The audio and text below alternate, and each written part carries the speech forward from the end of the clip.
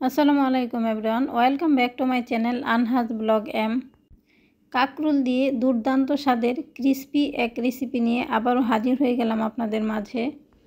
আমার এই রেসিপিটি আপনাদের ভালো লাগলে ফ্রেন্ডস অ্যান্ড ফ্যামিলির সাথে শেয়ার করবেন। আমি কাকরুলগুলোকে একদম পাতলা পাতলা করে কেটে নিয়েছি। কাকরুলগুলো যদি বেশি মোটা করে কাটা হয় সেক্ষেত্রে কাকরুলগুলো সিদ্ধ হবে না আর খেতেও ভালো লাগবে না। দেখুন আমার প্রত্যেকটা পিসেই কিন্তু একদম পাতলা পাতলা করে কেটে নিয়েছি।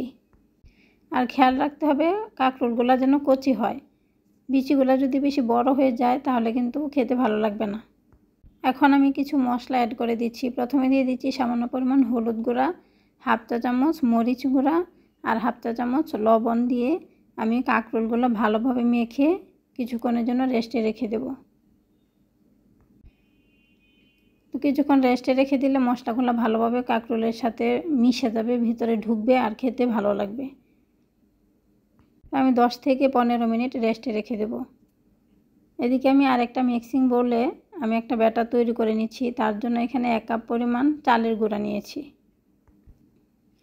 আর দিয়ে দিচ্ছি 3 টেবিল চামচ পরিমাণ ময়দা। আটা বা ময়দা যে কোনো একটা দিলেই হবে। তো এখন আমি দিয়ে দিচ্ছি ব্যাটারের জন্য লবণ। আমি এখানে হাফ চা চামচ দিয়েছি, হাফ চা চামচ মরিচ গুঁড়া আর সামান্য পরিমাণ হলুদ গুঁড়া দিচ্ছি, 1 চা চামচ পরিমাণ পেঁয়াজ বাটা, 1 চা চামচ পরিমাণ আদা বাটা। এখন অল্প অল্প পানি অ্যাড করে আমি ঘন একটা ব্যাটার তৈরি করে নিচ্ছি। এই ব্যাটারটা খুব বেশি পাতলা করা যাবে না, ঘন একটা ব্যাটার তৈরি করতে হবে। পাতলা হয়ে গেলে কাকরুলের গায়ে লাগবে না। আপনারা যদি ফুলকো ফুলকো তৈরি করতে চান সেক্ষেত্রে কিছুটা বেকিং সোডা বা বেকিং পাউডার অ্যাড করতে পারেন। বেকিং সোডা দিলে খুবই সামান্য পরিমাণ দিবেন আর বেকিং পাউডার দিলে হাফ চা চামচ পরিমাণ দিবেন। আজকে আমি বেকিং সোডা বা বেকিং পাউডার কোনোটাই অ্যাড করব না। তো আমার ব্যাটার তৈরি হয়ে গেছে। তো দেখুন আর ঘনত্বটা এর থেকে কিন্তু পাতলা করা যাবে না, তাহলে কিন্তু কাকরুলের গায়ে লেগে থাকবে না। তো এখন আমি ফ্রাইগুলো করে নেব। তেলটা অলরেডি গরম হয়ে গেছে। এখন আমি কাকরুলগুলো ওই ব্যাটারে চুবাইয়ে তারপরে আমি তেলে দিয়ে দিচ্ছি।